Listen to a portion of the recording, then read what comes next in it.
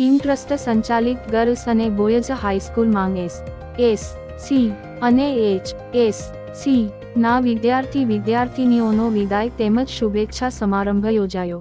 મોટામિયા માંગરોળ મુકામે આવેલ કાયમુલ ઇસ્લામ મદરેસા ટ્રસ્ટ સંચાલિત એસ.પી.એમ. ગર્લ્સ અને બોયઝ હાઈસ્કૂલમાં એસ.સી.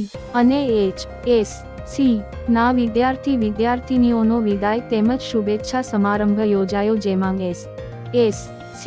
અને એચ.એસ.સી. ના તમામ વિદ્યાર્થીઓએ ઉત્સાહભેર ભાગ લીધો હતો.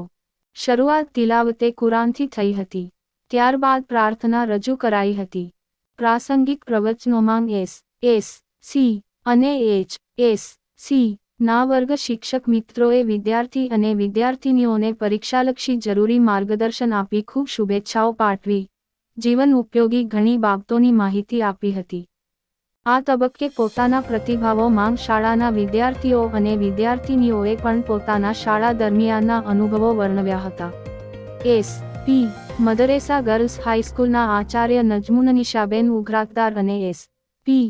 મદરેસા બોયઝ હાઈસ્કૂલના આચાર્ય દ્વારા પોતાના વક્તવ્યમાં વિદ્યાર્થીઓને આશીર્વાદ આપતા વિદ્યાર્થી કાળને માનવ જીવનનો સર્વશ્રેષ્ઠ કાળ ગણાવ્યો હતો અને તેઓએ વિદ્યાર્થીઓને જીવનમાં ખૂબ સિદ્ધિઓ હાંસલ કરી પોતાનું, સમાજનું અને શાળાનું નામ રોશન કરવા અભિપ્રેરિત કર્યા હતા. આ પ્રસંગે મહમ્મદભાઈ રાવત ઉપસ્થિત રહ્યા હતા.